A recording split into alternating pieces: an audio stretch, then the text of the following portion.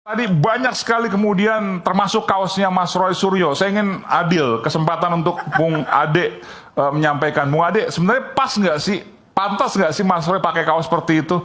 Pantas. Pantas. Pantas. Maksud saya begini, ya dalam Nggak, karena ini di medsos kan juga sempat rame ya. Ya, ya, bahkan teman saya juga jualan kaos ini. Korban Mulyono gitu? Korban Mulyono yang dia pakai kaos itu dan bilang bahwa kalau mau beli di Tokped ada gitu kan, ya. Dan nanti uangnya disumbangkan buat ICW. Kalau nggak salah begitu ya. Betul. Termasuk ini kan Anda. Ini memang di negara ini, bangsa ini harus terbiasa dengan hal-hal semacam ini. Dengan apa? Pembenci? Ya, kelompoknya Bung Suryo ini kan pembenci Jokowi, ya.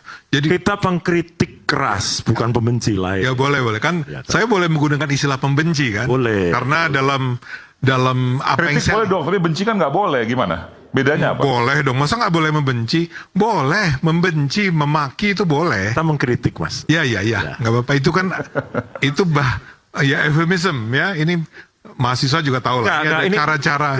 Benci sama kritik itu jelas. Ya. Yang nggak jelas dulu ketika Prof. Harso itu membedakan nebeng sama nggak nebeng dulu. Ya. Lanjut itu. Ya. Itu yang lalu. Saya bisa merasakan kok cuplikan-cuplikan yang Anda gunakan, ya referensi yang Anda gunakan, diksi yang Anda gunakan itu semua menunjukkan bahwa Anda itu memang anti Jokowi. Yang adalah oke, dalam demokrasi itu boleh loh, nggak ada masalah sama sekali. Anda mau menghina saya sekarang, Ade Armando penjilat Jokowi atau Kaisang? Oke buat Mas Ade, tapi dilaporin, dia ada 2 laporan. Dia dilaporkan. Iya. Tapi kan tidak pernah sampai ke tahap pengadilan. Jadi di Indonesia ini buat teman-teman. Kan sempat di penjara loh Mas Roy. Oh sempat ya? Sempat di penjara. Yang akhirnya pada saat di pengadilan sama sekali tidak terbukti. Aneh juga itu.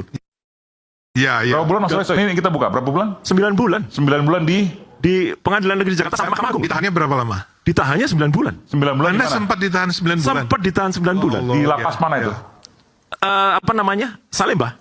Salemba. Ya, jadi Ditahan beneran loh ya. Enggak yang kayak cuman ditahan tapi sebenarnya nggak pernah masuk itu. Ya. Saya ditahan beneran. nah buat teman-teman, jadi ada hal-hal yang memang masuk sebagai sesuatu yang dianggap melanggar kebebasan berbicara. Maksudnya adalah dalam kasus Mas Roy dia dianggap menghina agama. Betul ya? Dan itu nggak terbukti. Iya betul, nggak, saya tidak mempersoalkan itu. Tapi sekarang seperti kata Ade Armando itu, Ade Armando penjilat Jokowi itu boleh, ya. Anda boleh melakukannya. Bahwa ada orang yang mengadukannya ke polisi adalah soal lain, ya. Karena boleh juga orang mengadukannya ke polisi.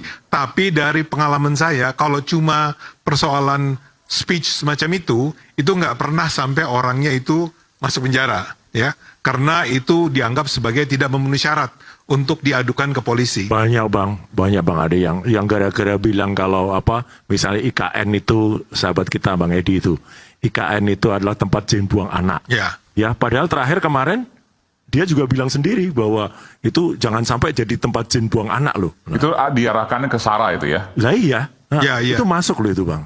Dan masuk sampai di penjara? Masuk, Mas Edi masuk penjara. Edi Mulyadi? Iya. Oke. Nah, saya minta maaf, saya nggak bisa bantah karena saya nggak tahu perkembangannya seperti apa. Kembali ke pertanyaan Anda tadi mengenai kaosnya Bung Roy Suryo itu, walaupun saya menganggap ya enggak lah, masa Anda adalah korban Mulyono? Kalau Mulyono itu maksudnya Jokowi ya? Itu yang saya mau tanyakan. Apakah semua ini adalah orkestrasinya Pak Jokowi yang disebut Mulyono? Itu kan artinya orang akan berpikiran seperti itu, bahwa yang di penjara ini adalah ulahnya Pak Jokowi atau Mulyono tadi. Itu yang saya mau tanyakan. Kalau yang itu saya bantah. Bantah, oke. Saya bantah karena begini. Jadi nggak relevan kaosnya Mas Roy? Bukan yang nggak relevan. Karena kan kaitan begini. Gini sebentar. Di penjara, iya, kemudian Mas Roy menyatakan bahwa saya ini korban Mulyono, kan gitu. Ya enggak dong. Kalau itu kan yang menuntut dia bukan Pak Jokowi soal dia menghina, tanda petik ya. Di tuduhannya kan dia menghina. Putusan pengadilannya begitu. Apa? Putusan pengadilannya adalah saya dituduh telah menyerang kehormatan seseorang yang dipilih oleh lebih dari separuh rakyat Indonesia. Pertanyaan saya satu. Siapa yang menuntut Anda? Ya hakim dong. yang jaksa yang menuntut Jadi jaksa. saya mau bilang, yang menuntut Roy Suryo bukanlah Jokowi. Jelas Pak Jokowi bukan jaksa, gimana sih? Yang Enggak, jangan bicara dengan nada meremehkan begitu. Iya. Ya, saya hanya ingin mengatakan pertanyaan yang Bung Aiman tadi adalah apakah di belakang orang-orang yang akhirnya ditahan seperti Roy Suryo, ya, itu ada Pak Jokowi di belakangnya? Betul, pertanyaan saya itu. Saya membantahnya. Kalau Anda punya bukti yang menunjukkan bahwa memang Pak Jokowi yang menjadi mastermind dari upaya untuk memberangus kebebasan berekspresi ini, silahkan diungkapkan. Saya tidak percaya. Saya adalah orang yang percaya dari pengalaman saya selama ini bahwa Pak Jokowi itu sangat care, concern, peduli, melindungi kebebasan berekspresi. Dia adalah presiden yang berulang kali meminta agar undang-undang ITE itu direvisi, diubah, ditulis ulang, ya. Tapi yang menolak siapa? DPR-nya. Karena buat teman-teman harus tahu ya, pembuatan undang-undang itu tidak dibuat atas dasar instruksi presiden.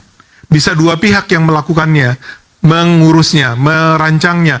DPR bersama pemerintah duduk sama-sama. Nah, presiden sudah bilang ini nggak sehat nih, Oke. ya. Jadi maksudnya nggak mungkin itu ulahnya Pak Jokowi. Undang-undang ITE yang menjerat saja mau dikurangi kok oleh Pak Jokowi, itu kan? Itu maksud pesannya? saya.